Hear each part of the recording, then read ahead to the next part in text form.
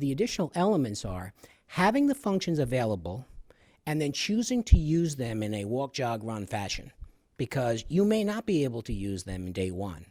You may set up an autonomous, as Joe said, set up an inverter in an autonomous way and have it react that way. But reacting to it from a utility and asking it to do something or understand where it stands as a point in time requires that the utility has a control system that most utilities don't have today. So they have to advance their advanced distribution management system, new DERMS systems, DERMS, and understanding that the asset is out there, understanding when it came in, its current setting, and the variability that can be set. And will the utility be allowed to make a change against it through an IT protocol? It's very important in regards to the AMI and the backhaul award story. In DC, we have the highest penetration of AMI. But if the backhaul is not adequate, so if I have a full feeder in Georgetown that goes down, all the 3,000 clients will like to talk back, they cannot. And the system actually will drop. In regards to the AMI, so I'm trying to come up and think about what we're going to be discussing in the afternoon. So it seems like the load forecasting seems to be very integral to the planning process. Right. So to go from the system level planning, right, from system level, these are the sales that we're projecting, and according to that, I get to my forecast. I use load factors to go to the substations, and I maybe go a little bit more granular. So instead of going from top down, in rice and beans, what do we need on the system to go from the bottom up in regards to forecasting? Right. So many of the areas are hoping that their AMI systems will provide a lot of the starting bottom-up approach. The analytics, with or without it, some do modeling by taking 3,000 meters and placing them at customer types and representing customers in that way and trying to use that as a bottom-up approach. But in either case, what we're suggesting is that the best-in-class years to come in distribution planning are going to be doing some level of bottom-up and needing to merge the top-down approach so that they're being as efficient and optimized as possible and how they're looking at the resultant forecast at the system level, at the substation level, and at the circuit level. Okay. Just a final comment on this topic. I think what we'd like to see from the industry is we prefer to see pilot programs that are supported by the utility on a small scale as they're developing the system-wide technology on the large scale. Because we don't know how long that is going to take. So if it's a matter of years, we don't want to have to install modern technology right now when if it takes 5 years for the utility to catch up, then maybe the technology will be more modern then. So it would be better to layer it in when the utility is ready. And there are a number of examples that show that, taking city areas, 10,000 meters, 20,000 meters, and trying to build a process around that about data protocols, workability, customer reaction, impacts to rate analysis, and learn from it. And that might be a targeted area. So I think some areas have chosen to try to get learning from that approach. Massachusetts is an example. Javier Rua from Sunrun. Great discussion.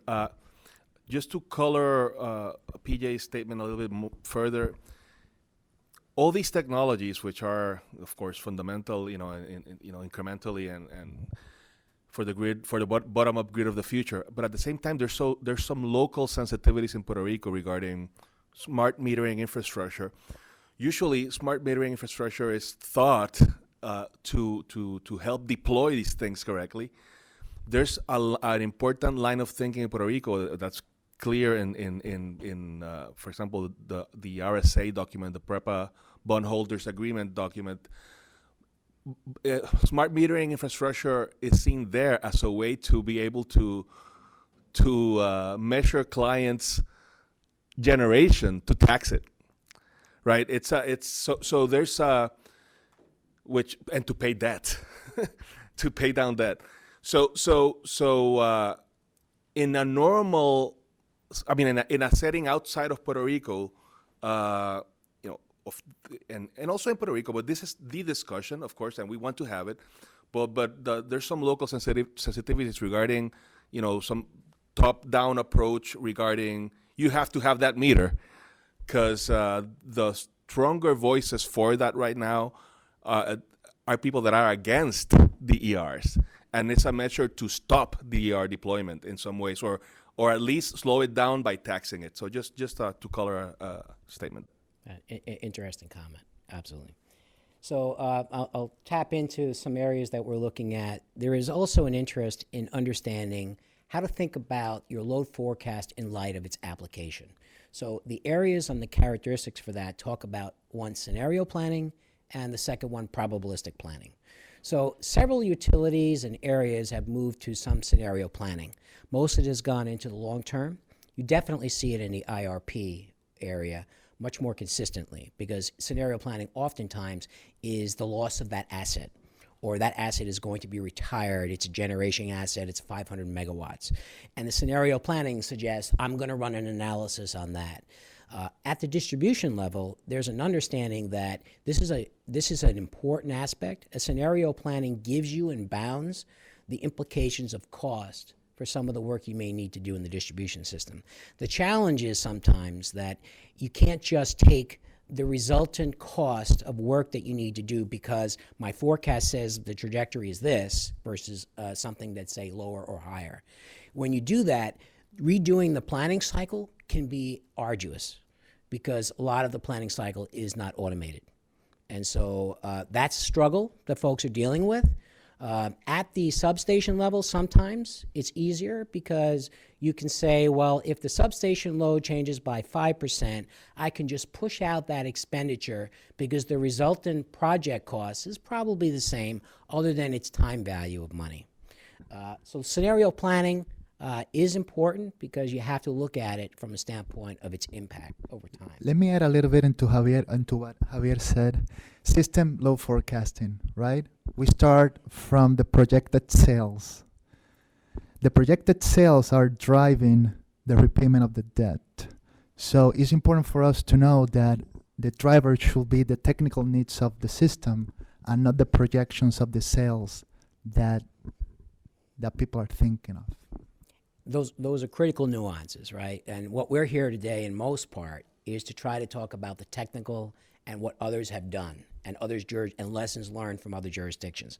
So we're less likely to talk about the political component or those implications. So, but it's a good point, and it needs to be taken into consideration.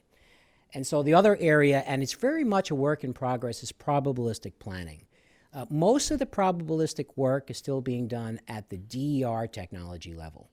How do I think about the probability of adoption of EV over time? And work on those models, and then the results of those probabilistic models get used in your load forecast. Folks are working in that area predominantly. Using it as a probabilistic approach in the results of my planning from a forecast are much harder to do. And I think that there's still very much a work in progress in trying to adopt change there. So the takeaways here, I think we talked a lot in summary, so I'm going to go through relatively fast.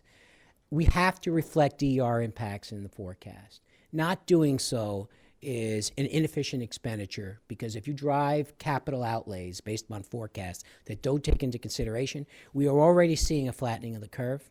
We need to understand that is very realistic on a system level. Historical DER adoption rates are not the adoption rates that you will expect in the future. You cannot take a historical approach and trend it out. You must have assumptions on the new approach on what will happen based on all the uncertainty factors that we talked about earlier. Multiple scenario planning is where folks are spending their time to do the work, not one line of sight, trying to bound it by understanding the uncertainties and then doing some probabilistic analysis to see that there's a higher band that's on a higher level than my baseline. That's a risk. And what does that risk look like? Design analysis and investments are really important value propositions. So you heard a little bit today about data availability. What we're saying in DER forecast at low levels in the system, substation and circuits, is you need the data. You can approximate it up to a point, but at some point when you're making financial decisions, you really are asking yourself, do I have the right data? And the better data you have, and utilities are spending money to try to get that better data so their decisions are verifiable and have accountability associated with them. The granularity of the forecasts, there's a lot of work going on there. And if you don't get into that or plan on that as a space and time, you'll be behind. So that's an area that, whether it's AMI or whether it's sensors on circuits or changes to your SCADA system at a substation, real-time feedback, that level of granularity is required. We talked about AMI. So I'm going to go on to hosted capacity. I got a couple of deep dives here. So first on hosted capacity, how many people knew anything about hosted capacity 5 years ago? Not many. How many know about it today? Not many. This is really, really, really, really important then that I ground what we're talking about. Hosting capacity is a term that is being used, been pushed out of California, work in California. Don't really hear about it globally. It's still required, it's a requirement in technology, but it's not dealt with the same way globally.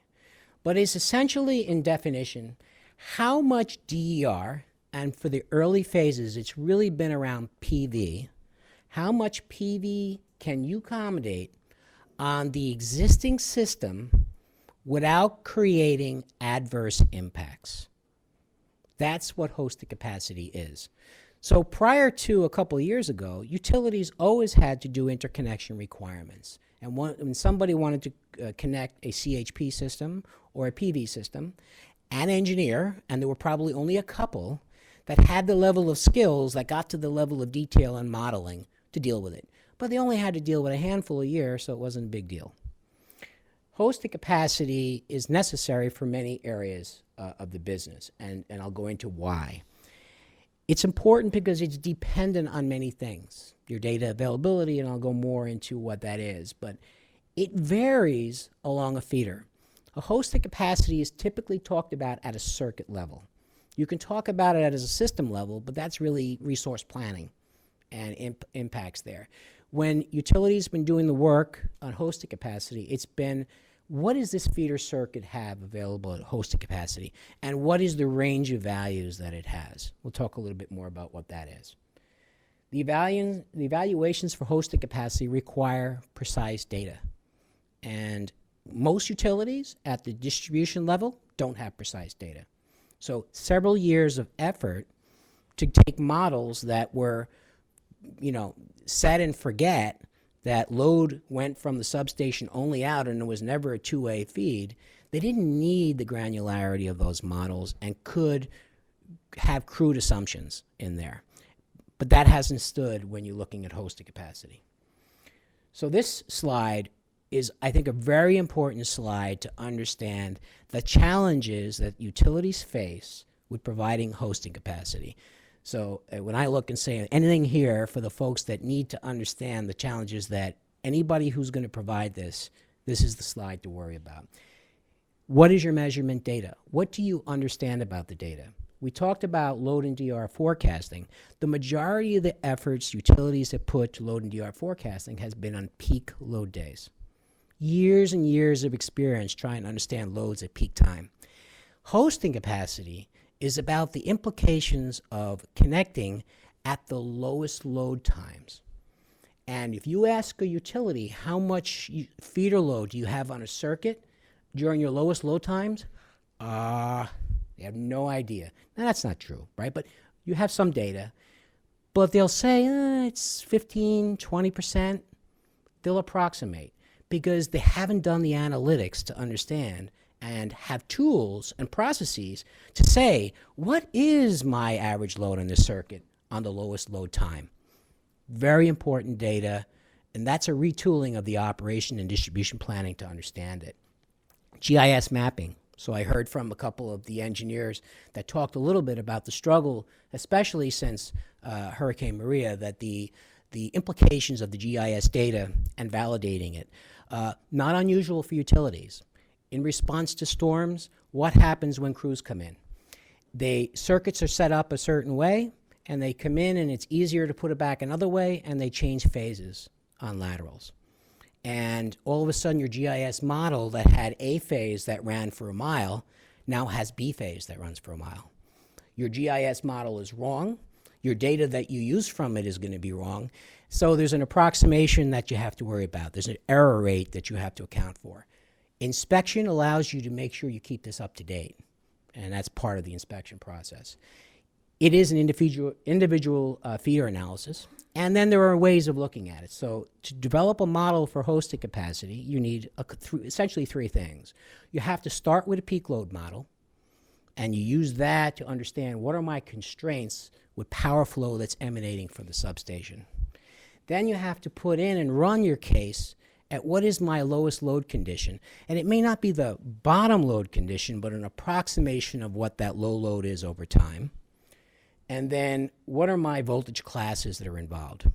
And they are critical as you look at it. I'm going to give you a case in point from California. Your modeling capabilities. So if you don't have core models, some utilities have had super spanning. So that's probably not a term most folks are familiar with. But in distribution planning, for distribution planners, oftentimes there may be a 2-mile run that doesn't have T's or changes in load because it's a 10-mile circuit. And the utility might put one node and reflect it in the model as one line. Meanwhile, there's actually 30, 40, 50 spans along the line. To do hosting capacity and starting to get granular about it, you need to update the models and not reflect these as super spans. So the utilities have to go and clean up those models sometimes. You need your grid edge knowledge, which is generally not available. We talked about it today. You don't have monitoring on distribution transformers in most radial circuits across the U.S. The modeling and the SCADA knowledge is at the substation, and maybe some places along the way where they put in SCADA switches and they understand the power flow through those switches. That helps to clean up where the load exists in the model. Aggregation of capacity changes at substation level is just that. So if you do hosted capacity on a circuit level, and there are 10 circuits that leave a substation, you can't add up the 10 hosted capacity values for the circuits and say that's my hosted capacity at a substation, because the substation transformer is typically much more limiting than the hosted capacity of an individual circuit. So you need to understand and communicate externally when you do calculations on hosted capacity what it means. You need to understand the connected DER that's in the queue. So not only what is on the circuit when I'm doing an analysis, but if there's a plan over the next several years to connect in and I've approved it already, it better be in your model because that's going to impact your hosted capacity. Voltage regulation. So it didn't sound like there's a lot of regulators, fixed capacitors on the system. These are all limiting components when you look at hosting capacity.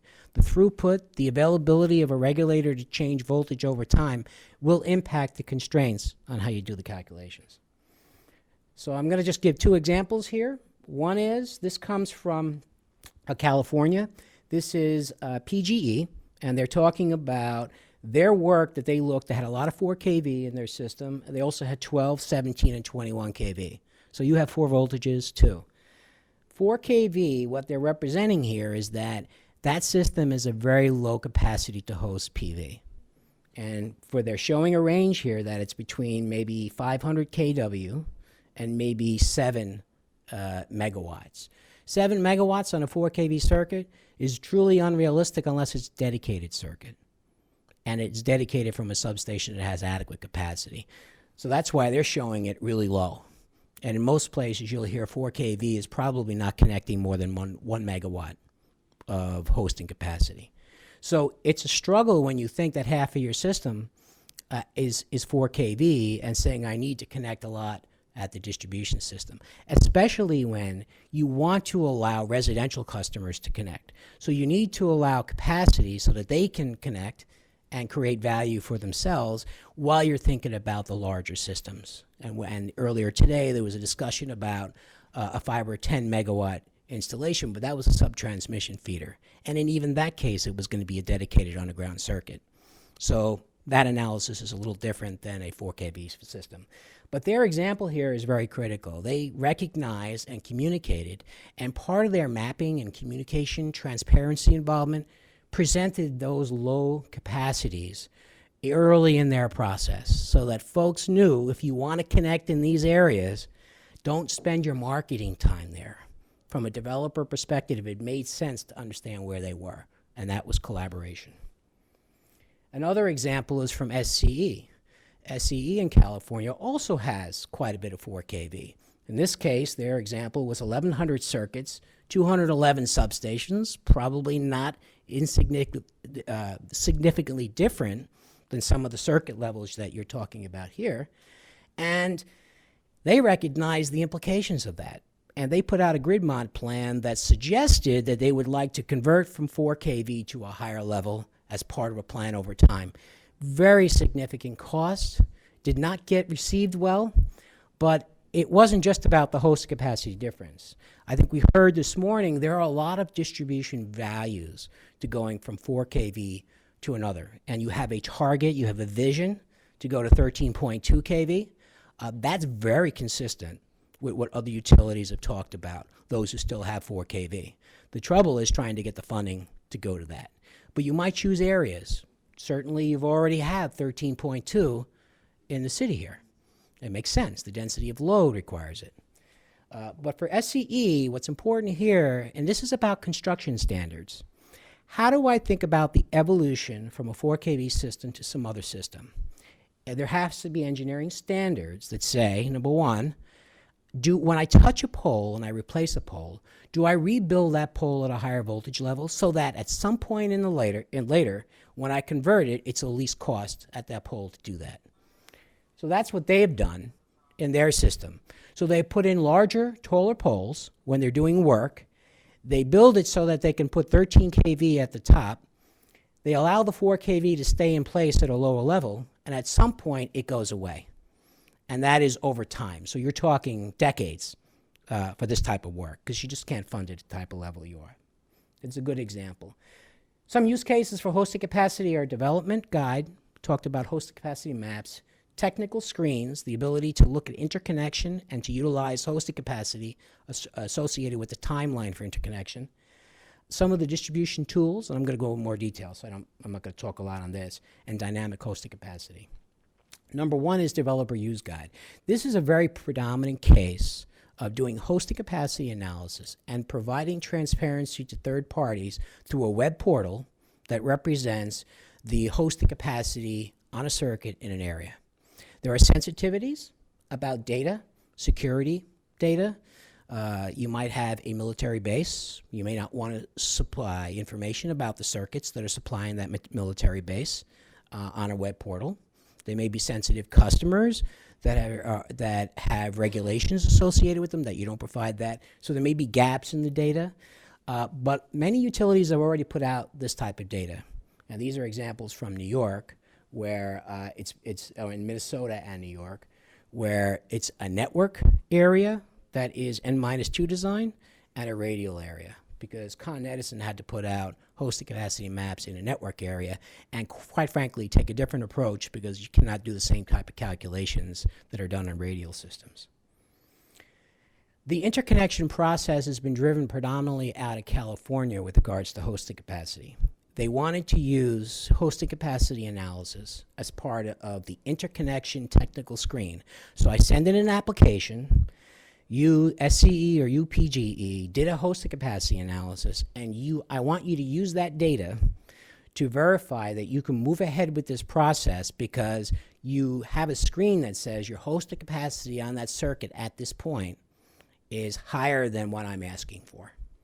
And that tolerance can allow them to move forward with the process before they have to do significant technical review and power flow analysis. So the point here is try to minimize those cases that have to go through the full set of technical review. And they negotiated different views, but that is being done in California today.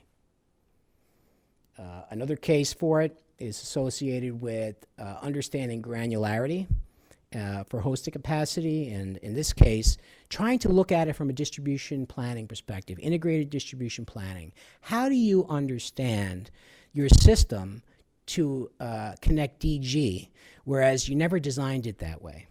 So the distribution planning people in the process need to get the tools, need to get the human resources, capabilities to be able to understand how hosted capacity is valued in their system, and not just how they think about load to meet new customer needs. This is a new dynamic for the majority of engineering areas in all companies. So it's a planning process that is challenging those folks to increase the number of people that are capable of looking at this type of analysis, whereas they may have had one or two that did this 10 years ago. They could be up to 15 or 20 that are doing it real time now. SCE had to add just 8 people to meet the timeline requirements, and they already had 20 to 30 people doing it. So very significant implications for asking for the work. So I've got some results. I think this is a good takeaway for you to look at separately. This is a benchmarking, so it gives you an idea of the use cases. Interconnection use cases that the utility themselves are driving came out of Arizona Public Service. There's one utility essentially doing that by themselves. Distribution planning is a tool. The California utilities are doing that, as well as Hawaii. Interconnection screens, you've got California, Hawaii added the technical screens as part of their use cases, and PepCo has added in their area for hosted capacity. The predominance of the use cases that are being driven for most utilities have been heat maps for developer value of understanding localized areas that have the highest potential to have a lower cost interconnection. And so that's what the predominance of the development guide shows on the bottom. So takeaways from the host capacity conversation: as you think about the rules, the value proposition for the expense that's going to be incurred should be aligned to what you think the value needs are. So which use cases are important, and what are the lessons learned from others? I've given you some perspectives. I think a deep dive might give you more perspective. Internal coordination is a big deal. Within the companies, there's a lot of work that needs to get done to pass data, hand off data, and coordinate it, as well as what are you going to make transparent to the public world about the data that you have. Having mistakes in your data internally is probably okay. Having mistakes in your data externally is exposing you for credibility. So it's a different norm that requires you to treat the data differently. And you're going to find that the utilities that did the work here spent quite a bit of time checking the data and validating the data to make sure that it wasn't wrong and it wasn't abnormal. It fit within the norms. Data privacy I talked about. Communication is important. When I provide you the information externally, I need to explain how it was developed, what it means, what is your value add, how can you use it. Webinars, stakeholder conversations, user guides, tracking who's touching the data when they log in. That communication is all important, can't be left out. It's an important part of the process. And then the cost allocation, how do you think about how you're going to spend and value it? I talked about the use case development. Data needs, I talked about that. That one slide talks a lot about the data needs in calculating hosted capacity. What other considerations there are for control systems. So if you're going to try to increase hosted capacity, there was discussions about utilizing smart inverters, storage, equipment to increase hosted capacity. I would argue voltage control has a very significant impact on hosted capacity. If you can operate your system at a slightly lower voltage, you increase the tolerance for increased voltage due to DG, and therefore you have more hosted capacity. That takes voltage control capabilities, which may not exist. And then you have the use of DER. So different, I talked about whether you want to use battery storage or others. Some of that's more theoretical than it's an actual application today. So it's important to recognize that there are more pilots than they are actually incorporated into utility programs yet. So I'll stop at hosted capacity and say, do you want to... Okay. Yeah. Any questions that we have, please? Okay. Tomas Veras here. Just a comment. I just wanted to tell you that thank you for that presentation, first of all. I gotta say it, in our department, we have been doing these kinds of studies in that way for about maybe 6-7 years. We evaluate not only the peak demand scenarios for feeders, we also concentrate on evaluating the low demand periods, just to make sure that the PV systems that are being interconnected can be done in the right way. So I just wanted to let you know that that's how we have been doing the work in our department for years. We certainly would like to have more personnel to do it faster. But the thing is that for sure, the methodology that we have been using for years now is actually that one that you have been presenting here. So thank you for giving that information to us, because it's a confirmation of what we have been doing for years now. Right. Thank you. And I would highlight, I don't know if you're a member of EPRI, but typically there are user groups within EPRI. EPRI developed a analytical tool for hosted capacity that many utilities have aligned around. And it's utilizing a streamlined approach, but it's a consistent approach, and it has lessons learned from other utilities that have crunched their data through it. And they're setting what that tool is going to change over time. So something of interest as a capability is EPRI is a very good mechanism to go through and see what you can get from them. To tie it up to the interconnection, really quick to Ingeniero Vélez, to tie it up to the interconnection effort and to tie it up to the planning effort. So what, and you saw the maps from, you have maps from Minnesota and New York, and we've seen maps from DC. So what will it take for the utility to get us to those maps? What is required? Actually, that's one of the things that we wanna get. We don't have that yet, but we want to do that. We do perform these load flow studies and short circuit studies on feeders, but right now we don't have necessarily the module, to perform the or to visualize the hosting capacity and see the branches where maybe you can have limitations on the interconnection of DG systems, or what areas are more easier to integrate more PV systems. So we are not there yet, but that's where we want to get. We want to make it easier for us, since we have so little personnel. We want to have a tool that can let us simplify the analysis that we perform every day, and have a vision of what's the amount of DG systems that we can continue to interconnect in particular branches of feeders, and not worry too much about the increase that is continuing happening in the grid. So yeah, we're not there yet, but that's where we want to get. I think we are identifying some commonalities in regards to the different efforts. Is that visibility that we need, right, for the system to get us to a better interconnection, and also for planning? Yeah. So it seems like that visibility somehow it needs to be built up. The issue is the incremental steps. Tom, so for example, you have AMI, right? Are we going to deploy 1.5 million meters, right? So incrementally, what will make sense, right? Right. So a hosting capacity is a good example. So I'll give you an example out of New York.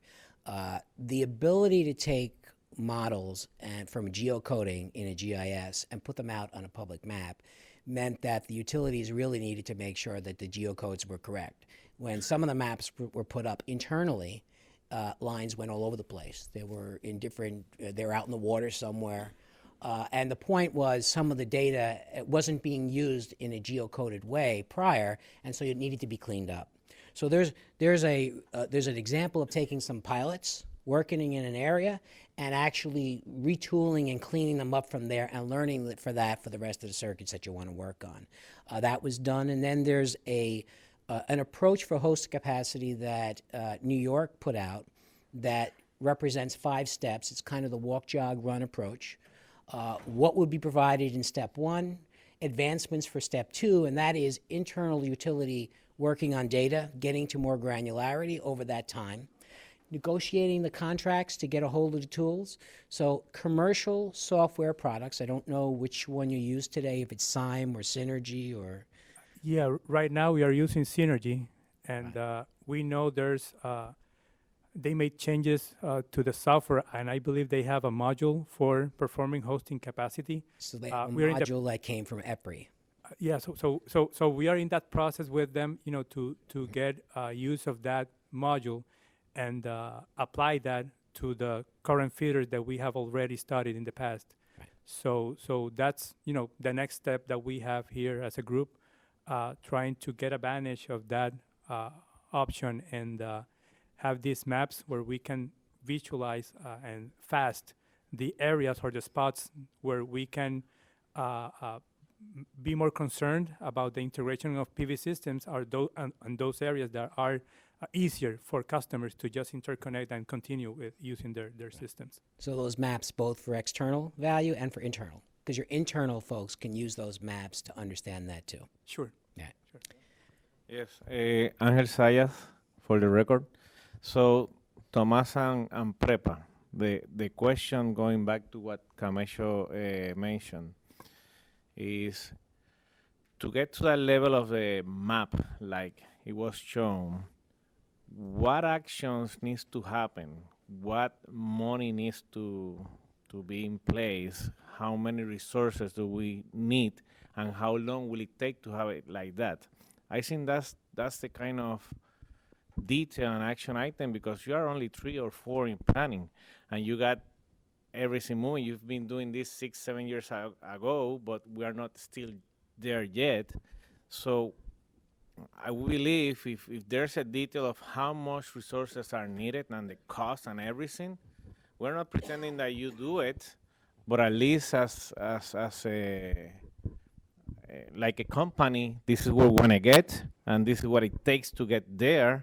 Then there gotta be some money in place that we could look from here, Puerto Rico, or from whatever it needs, because if not, we'll not get to the level we need on the law 17. Right. So let me remind people that the contributions may be coming from their independent assessment. It doesn't mean that they're talking on behalf of PREPA. So I just want to remind, but yeah, please. Yeah. So in terms of personnel, in the past we had maybe 10 engineers in the department, and with that amount of personnel, you could perform your load flow, short circuit, and the evaluation of new technologies for the grid. So if we could get to that, that amount of technical engineers, it would make our lives easier. But with the resources and the people we have, we certainly try to do our best. But in terms of the software and the maps that we would like to work on, we are in that process with the company, with the one that developed Synergy, to give our personnel some guidance and trainings for doing that. We already had a small seminar internally for that, but it's an ongoing process. You still have to deal how to put the settings of the software, what exactly you want to get. What are the limitations, for example, for voltages or for the amount of capacity that you're going to allow in different branches? So there are some aspects of the analysis that we have still to consider, have those trainings, and finally be able to perform this hosting analysis on the feeders that we actually have, and do the same thing for the ones that we are going to evaluate in the future. And as you think about those evaluations, you have to understand how often you're going to update them, because that cycle has to continue. So automating the update process is part of an early lesson learned, so that you have less resources required when you're doing the update. Yes, I just want to add up that with relation to the maps or the geographical database, that after the hurricane, well, as you were explaining, there were many changes that were not properly documented. PREPA tried to establish that it was an essential need, and so that FEMA could maybe pay us for doing that actualization of the geographical database. That has not happened. That is still a possibility, but it has not happened. I just want to point out that we would need external contracting to do that updating of the maps, which are both essential to the work of the planning department, and also to our operational areas for the emergency response and the operation of the day-to-day system. Okay, so that is another aspect which is I just wanted to note. Yeah, it is. If we are truly going to rebuild the system, we need to know where we are at. So the baselining of the system is super important. And if we keep deferring, doesn't mean that we don't have to do it.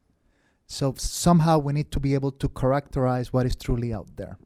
And that will mean sending people out there and see what is out there in regards to the feeder, so we can put it back onto the database. And that hasn't occurred. Yeah, my name is Alberto Perez, and obviously this is all practical and theoretical, and this is looking into the future. But where are we in terms of loading capacity? Because the penetration of DG right now is very, very small, and so can you? I don't want a precise estimate, but just a range of where we may be. Yeah, sure. Tomas Veras again. In terms of congestion on the distribution grid, as of today, I think that PREPA has only like 2 feeders of the 1,300 that we have, where it's not maybe viable right now with the resources that we have and the technology that we have to maybe interconnect more DG systems. But the thing is that to actually have a number of what's the amount of the capacity, the aggregate capacity of DG systems that you can have in the grid, that varies depending on the voltage that you have, the distance from the source or the substation where that DG system is going to be interconnected, the aggregate capacity at that point, the infrastructure that you have, the capacity of the conductors, and the rest of the equipment that you have in that line. So it varies from one circuit to the other. That's why these analyses are being done in a per feeder basis right now. We know that there are maybe tools. For example, I think that SIME people can perform studies where you can take a whole network and perform studies of all the feeders that you like. But right now, we perform the analysis on a per feeder basis, but in terms of restrictions on capacities right now, I can actually just say that we have just 2 feeders of the 1,300 that we have right now, where there are restrictions for the integration of PV systems. The rest of the island, you can interconnect systems, but the thing is that you have to take into consideration is the voltage level, where you're going to interconnect that PV system, the aggregate capacity that you have, and the location of that PV systems.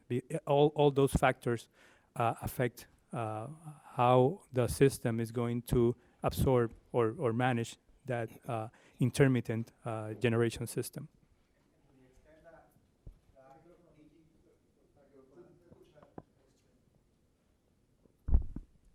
To the extent that DG system is integrated with storage, does PREPA have the capacity to bring in that storage and therefore use it to alleviate voltage issues? Or Yeah, the thing is that it all depends on how you use your storage system. Some people use their storage system as a backup. Other people, they use it continuously, where there when there are maybe variations in the generation of their system, they use that capacity along with the PV system they have installed. So it all depends. It's a matter of how you use it. But yeah, if you have a storage system and you use it, cycling it during the day, for example, it certainly has an effect of how our grid can manage that interconnection. Yeah. Muchas gracias. Okay, thank you. So we're going to move on, and I know we're getting close to lunch, so we're going to move on to locational value and non-wire alternatives. So the important component for locational value for this conversation is essentially the fact that the locational value on the system varies because of the loads and the design of the system. And you can be on 2 different feeders with a DER-DG connection, and the perceived locational value is different. And so that's what this represents. And when you think about locational value, it's usually considered as a distribution deferral value, that there may be an investment that can be deferred, a transmission value, that the same, that you could be reducing transmission loads, certainly generation capacity value, but that's typical because if the generation is at the higher level, that's why those numbers are relatively close. And then the energy value that would be provided. And so the different technologies have different values. And so what's important in the conversation is when you think about compensating DER and the jurisdictions that have moved forward with DER compensation have done so trying to evolve their thinking, because the understanding that there is a locational value component and it's not one value across the whole system. Net energy metering, some energy efficiency rebates are examples where it's a broad swath. Everybody gets the same value, and even though it's not providing the same value. So at some point, the distribution planning and the evolution of it is trying to take into consideration that location matters, as well as the time value of the DER. So while this was predominantly limited to New York and California, that spent quite a bit of time and issued orders on benefit cost analysis with models of detailed models for valuation components on how to think about the DER compensation, whether it was to evaluate non-wire programs, energy efficiency programs that were run by the companies, or in fact, as it moved forward, to pay DERs for output. These are components now that are being utilized and considered well beyond those jurisdictions.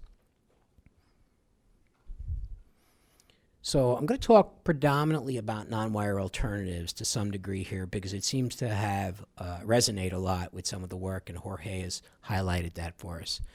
That's one of the use cases that you think about non-wire alternatives, because you have a need, and that need is going to be driven by a cost that you're willing to spend, and then you're looking at your toolkit as a non-wire alternative to say, do I have a solution that can meet the need and not do the traditional utility solution? I'll talk more about that. Program designs are a use case for locational value. Instead of having a generic program design across your whole system, utilities are starting to target their program design. I have an area that I'm going to have to spend money because of the expansion of load in the area. If I can get customers to do energy efficiency programs in those areas, I'll pay more money for those energy efficiency programs than I would pay in the rest of my system, because I can have a distribution deferral to meet that need. So that's an evolution. That's a change in tariffs. That's a change in thought about how to align programs to help in that deferral. That has a lot more experience associated with it than some of the other potential deferral options. Retail rate design is something that's still very much a work in progress. It certainly does have an impact, but there are struggles with regards to thinking about different rate designs in different areas. Most utilities and jurisdictions and commissions struggle with the impact of trying to look at rate design in that way. Because it impacts so many other customers and it's so hard to understand and explain. And then you have distribution markets, which we talked about earlier, that are mostly theoretical as a use case today. And so we're not going to go into that in any level of detail. So for today, the conversation is, if you think about non-wire alternatives, Jorge talked about the fact that there may be cases where, because of generation supply in different pockets, whether it's generation located on the south of the island and majority of load located at the north of the island, that there may be cases where you can do non-wire alternatives in the north to help meet the need and mitigate some of the timeliness of the build requirement that may be necessary. So what goes into a portfolio? So a non-wire alternative is a portfolio of solutions that you can put together to clip the load, reduce the load either at a point in time or at a time of the day or a time of the year, to try to make sure engineering understanding is that the capacity limitations are real and reliable. So real and reliable are not as easy to come out of with NWAs because it's still a learning process. The pilots, lessons learned, are where the engineering teams and utilities are learning from it. Talk a little bit about the drivers. Obviously, the NWA has been a major driver out of regulatory agencies. They've required that utilities in certain jurisdictions identify their capacity programs and target projects that could potentially have a non-wire alternative, and then try to exercise it and learn from it. So that's a good process. Let's learn from it. Pick and choose, try to pick ones that might work, and see the struggles with the process to try to make it happen. What are the goals? Obviously, environmental goals are important to it because you're talking about DER solutions versus standard utility solutions. And then you have innovations. So what are the technology innovations that we talked about a lot of them today that play into whether or not an NWA solution is viable? And then for most jurisdictions, when you're doing a benefit cost analysis and you're trying to compare an NWA, it should come in as a lower cost. Otherwise, you're challenging affordability for the ratepayer. Why should the ratepayer have to pay more money, whereas a utility solution can meet a need and an NWA is going to cost more money? So that's the struggle. That gets more into the politics in some areas, but the technical solution is pretty straightforward. If the engineering groups have an internal process control, they're going to pick the lowest cost solution that provides similar reliability. So when you think about the landscape for NWA solutions, what we're seeing is an expanding area of pilots. So everybody is recognizing that this is real and that there has to be a review conducted for alternative solutions to what might otherwise be pretty significant cost. In some areas, California had a couple of examples where they had bulk system changes that they weren't going to allow a new plant to continue, to replace that with a DER solution that had reliabilities to meet its need. That could be done. It was very much understood, and it had a broad area that it was covering. So the NWA solution didn't require changes in a very small load pocket. The solutions and the significance is pretty, you see New York, you see California, and you see Massachusetts. These are drivers where regulatory agencies required NWA solutions. Most of the others have been pilots. Some examples to work from. So I've got two areas. RevConnect is a New York website that talks about the NWA opportunities that have come out of the New York Rev process. There were 47, probably on there, might have been 6 months ago. 6 of them have been successful. The predominance of the success has come with DSM-related programs, DR, EE type solutions. Why? Because they're the lowest cost. There's a lot of knowledge out there about how to deploy them. The infrastructure and the tools necessary to deploy them have been used for years, and third parties were easy to engage in some cases, contracts already existed for third parties to help target areas. So they've been very successful. Some remain to be seen. Some have failed benefit cost analysis, and they will not go forward. And so that's part of a lessons learned. If everything goes forward, then you're probably not challenging yourself properly. There needs to be some that fail and don't. New York, and I know was involved with it, included some smaller level circuits that had costs that might have been, say, $400,000 worth of cost for feeder reinforcement in a load pocket, when generally we had a gut feeling that that wasn't going to work.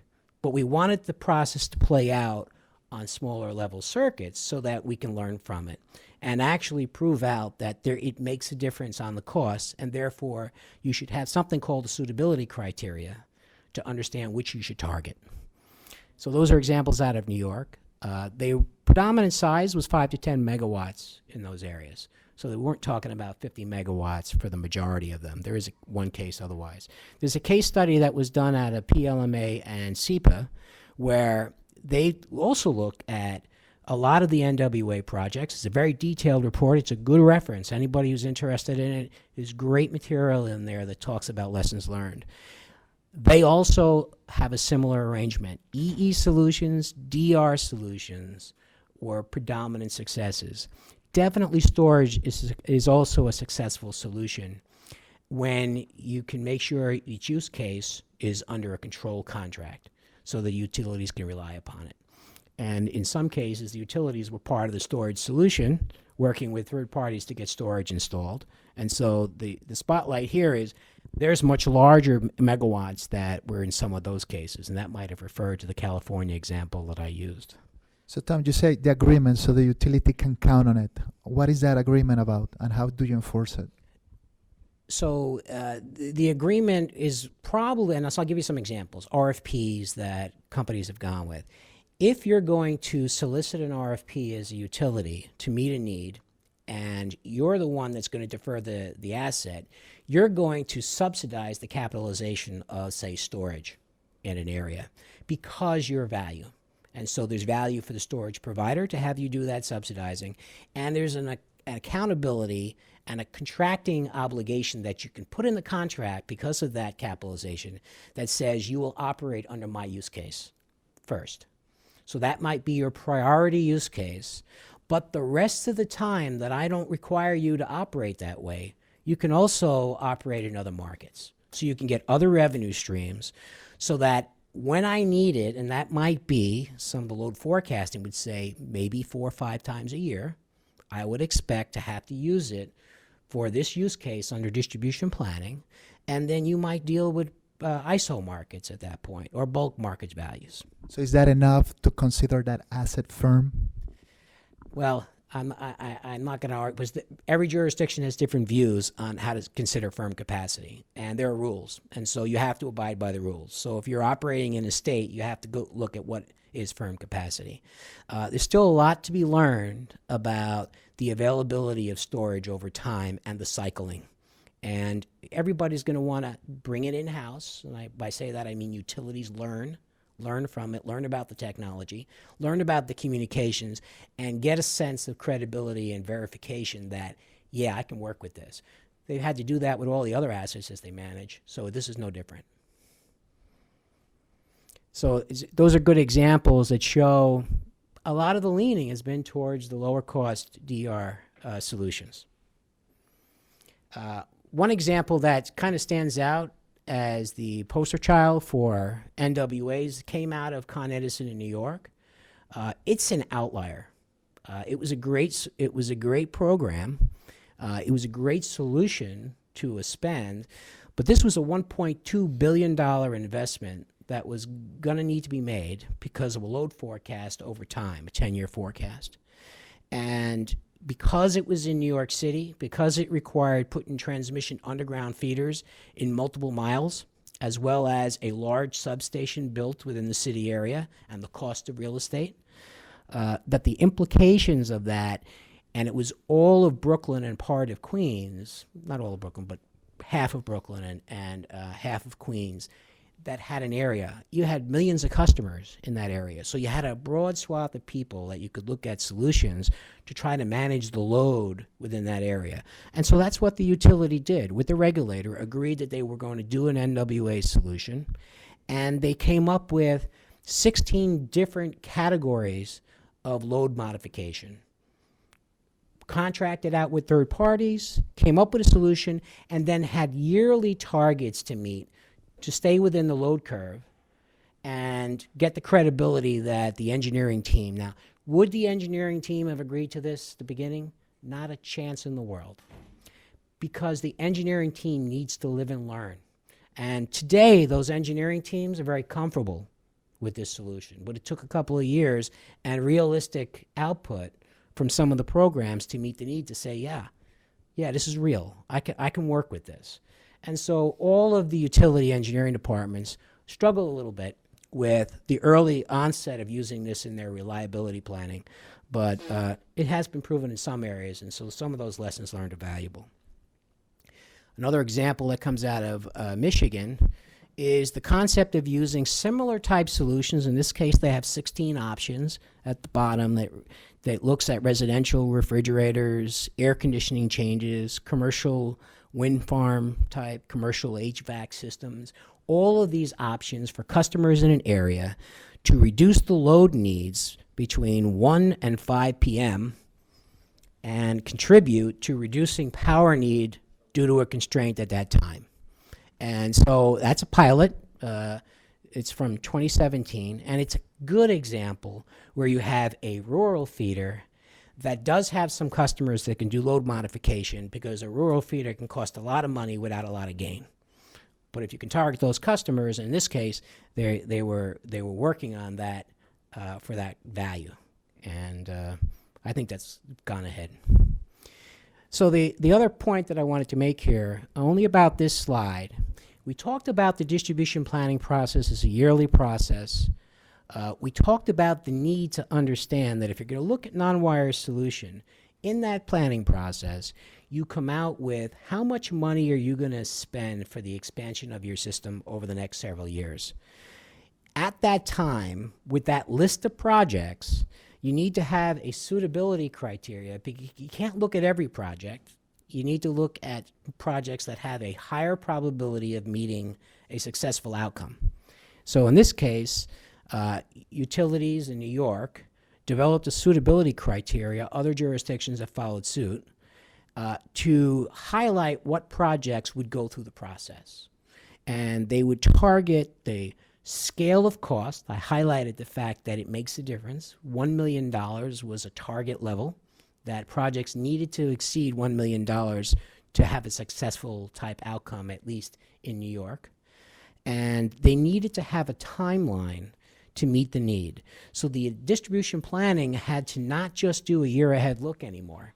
It had to now look out 5 years so that you had a landscape of projects over that time, and you'd have enough time to put an RFP out and to get a solution and get it in place as a non-wire alternative to meet a timeline need. Because normal cycle might be an August load forecast analysis, an engineering resolution over a 2-month period, engineering construction documents, construction over the winter, and then installed ready for the constraint in June. That is not an unusual cycle for distribution circuit planning. That won't work for predominance of non-wire alternatives. So the utility had to change the planning process to allow more time, and the suitability criteria helps to make that happen. So that's accommodation both on the utility side and on third-party side, in understanding, great, you're going to give me a little more time in that RFP process and, quite frankly, the install process or the program process to meet your need. So I think these are just value components. There's a lot to be learned through others' pilot programs, and if you're going to do it, you're going to want your own pilot. Nobody is going to accept third-party only. They're going to want to get their hands, see their data and what it means.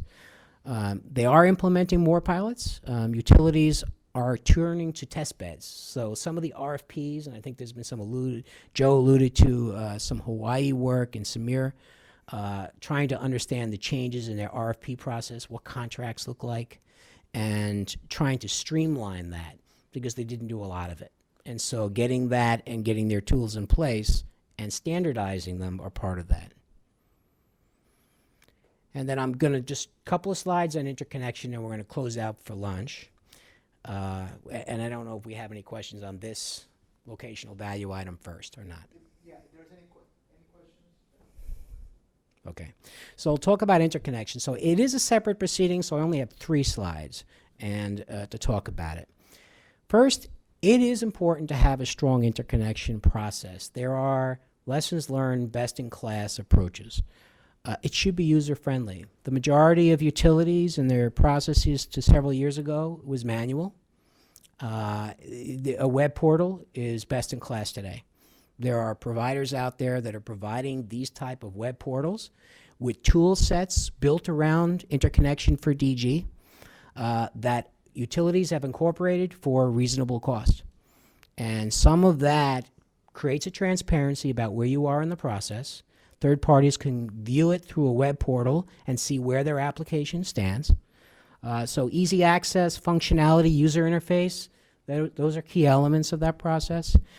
Streamline guidelines. So many utilities have worked with regulators and commissions to develop new guidelines for interconnection. What is the timeline? What is the process flow for interconnection? In New York, it's called the New York SIR. In California, it's called California's Rule 21. It defines how you streamline fast tracking. It defines, so there's a level of understanding by all parties of expected performance and actions and data needs. And so that is a standard that is usually done at the state level. And then beyond that, the utilities have to update their DG specification processes, internal specification process, so that their internal engineers and operations know and understand their responsibilities. And it also defines their communication requirements in talking to inverters, whether they're smart inverters, what protocols. There was a discussion this morning. That has to be in spec. And if it doesn't exist today, best-in-class interconnection process says you need to do that and work towards standards that others have done. And whether or not you want to consider smart inverter standards, many jurisdictions are looking at that today. It's in process. California would argue they're 80%, 75% there. Should others adopt right away, or do you try to get dirty with it and try to understand it, and then maybe put it into your specifications or your planning or rules? The timelines are important, and I'll have a slide on that. Early today was a discussion, how long does it take to do an interconnection? What is the timeline for response? There has to be a reasonable timeline. Is 1 day necessary? Maybe that's faster than it really needs to do. Jorge commented, I'd like to be able to push the button and get the acceptance. Somewhere in between is a reasonable answer.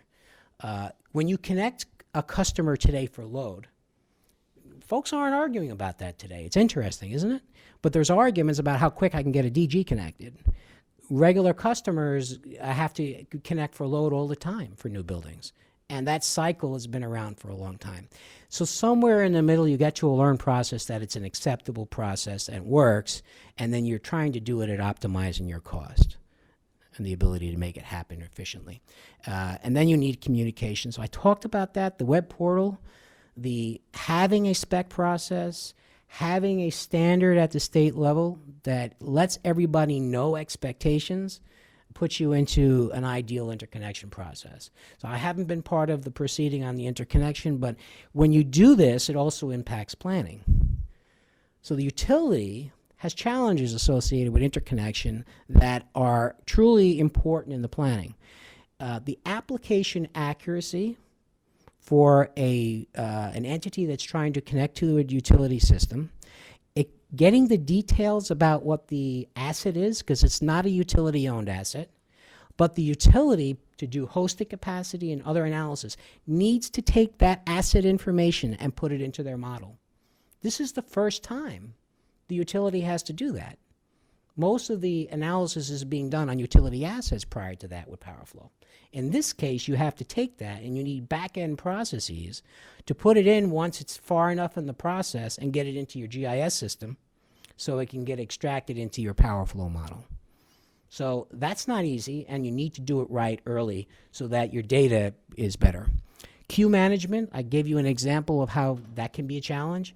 The utilities need to understand whether they're doing first in, first out, how to treat an energy storage project in light of a queue management that might already have PV in it. Where does the energy storage project stand relative to prioritization?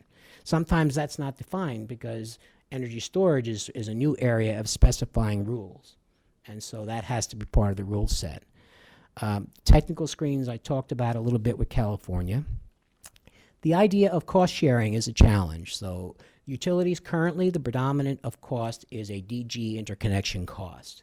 If you go to if you go to Germany, Germany actually socializes the cost to all customers. In the US, it's not done that way. So adhering to that standard has been the predominant approach by most jurisdictions. So the concept of cost sharing here is important because there are some folks talking about socializing DG interconnection costs, and where that may go is still a work in progress. The equipment standards, I talked a little bit about it's really, really important at this stage to be thinking about it. It's perfect time when you don't have a lot of connection, because you can fix most of the standardizations that do come in when you're going up in scale. California right now would love to have inverters with all similar formats, that they would have protocols, that they would have safe functionality so that they could use them and communicate with them and actually map them into their advancements in technologies. So they've connected quite a few that don't have that. So there is a learning process. I think you're going to find that many jurisdictions are going to try to target a standardization around smart inverters, expected functionalities, and then choose when to actually utilize the functionalities. That's the walk, jog, run. I may not be able to use the functionality yet, but a manufacturer creating a standard smart inverter is a relatively lower cost than putting out 5 different types of smart inverters, because each jurisdiction is kind of looking at it differently. So there's a manufacturing benefit to going towards standardization. And the transparency in the process from the utility challenges, sometimes there's a lack of credibility, and every utility is experiencing this.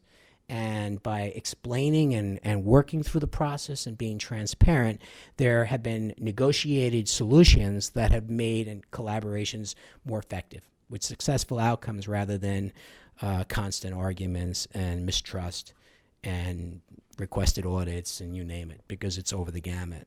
So that's part of the process. And I'm going to finish on interconnection with just an example. This is a 2015 example, but it's representative no matter. This is a PGE data analysis done by NREL. Actually, there's more data on the slide about sourcing, but it's actually clipped off on the screen.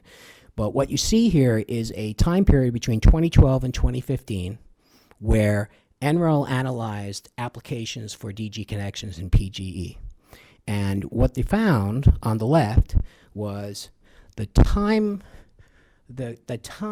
to implement in days is on the left. So at the beginning, you were seeing time between, say, 90 and 100 days for a large amount of projects. And then what you see over time is that slowly goes down.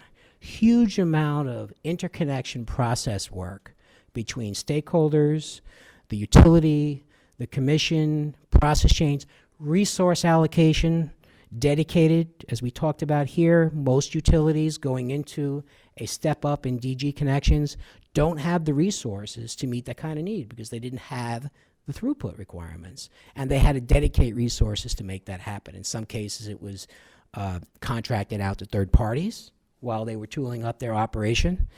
But during this process, they started looking at the ideal approach to interconnection. Some of the time lags for the days were just communication time lags, handoffs, where folks didn't have the information to know that it was in their queue to get it done. So that was a learning process to try to reduce that lag time. And the thing that's very interesting and challenging and in many ways, but that they came out with looking great, is that this red line represents on the right side the number of applications per month. And so what you can see is as they started getting to 2015, in this case, they were almost at 4,000 to 5,000 applications a month. Now, granted, most of those applications were residential, being realistic about it, and they had streamlined the process to that. But that's a very challenging environment, and they were doing it in days to make that happen. So there's a lot of lessons learned from an example like that. Even if you didn't get to that level, it still would be a major start with some of those lessons learned at this point, and then you can get timelines that are much better. But this is a great example of showing how collaboration on an interconnection process is useful and successful for all parties.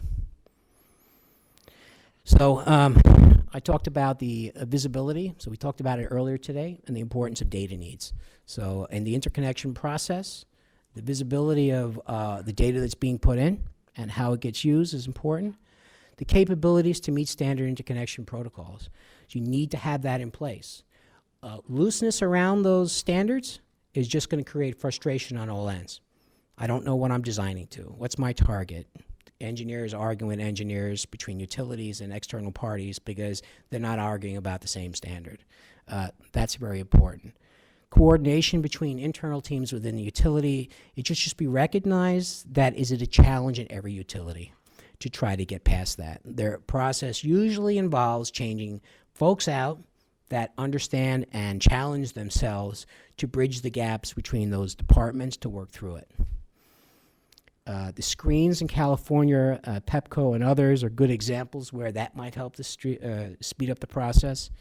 And to the extent that you can get to a hosting capacity timeline, utilizing the hosting capacity, as Mr. Velez talked about, might be an interesting area for the utility to get more comfortable with streamlining applications without having to do detail analysis, and then picking those applications that really do challenge technical analysis and spending more time there.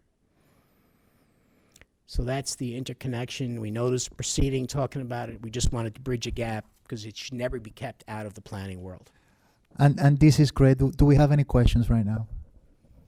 So to bring it to our reality on the island, we have a process that calls for a licensed engineer to actually do the interconnection for systems that are less than 25 kW. So that will reflect on that graph, but then we need to be able to see how it is that that's going to be planned and what data needs to be provided to them. At this point, voy a cambiar en español. En este momento lo que nos queda es la parte de la planificación de modernización, pero nos vamos para lunch, porque yo sé que hay hambre. El plan es el siguiente. En este momento es la 12:55. Por favor, vengan a la 1:45. Vamos a terminar con la presentación de Joe en ese momento. Y después que terminemos con la presentación, los vamos a poner en grupos. Cuando vengan, vengan desde el lunch, los vamos a poner en las mesas asignados. Escuchamos la presentación de Joe, entonces le damos los tópicos a trabajar. Buen provecho, muchísimas gracias.